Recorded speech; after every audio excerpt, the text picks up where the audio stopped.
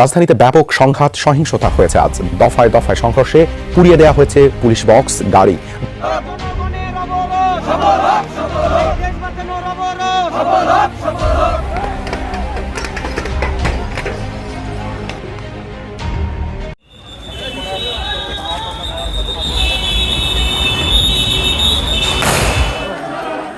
এবার নির্বাচনকে ঘিরে দেশব্যাপী চলছে আওয়ামী লীগ ও ছাত্রলীগের কঠোর বিক্ষোভ। আওয়ামী লীগ ও ছাত্রলীগের কঠোর অ্যাকশনে রাজধানীর রাজপথ প্রায় অচল। পুলিশের সঙ্গে দফায় দফায় সংঘর্ষ হয়েছে। সেই দফায় দফায় ত্রিমুখী সংঘর্ষে শতাধিক পুলিশ আহত। এবার নিজেদের অস্তিত্ব রক্ষার্থে সংঘবদ্ধ আওয়ামী লীগের নেতাকর্মীরা রাজধানীতে রাস্তা অবরোধ করেছে।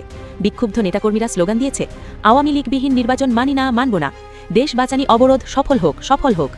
এরপর রাস্তার গাড়ি ভাঙচুর সহ পুলিশের সঙ্গে দফায় দফায় ত্রিমুখী সংঘর্ষ হয়েছে। রাজধানীতে আওয়ামী লীগের অঙ্গ সংগঠনের বিপুল সমাগমে পুলিশ ভয়ে পিছু হাঁটতে বাধ্য হয়।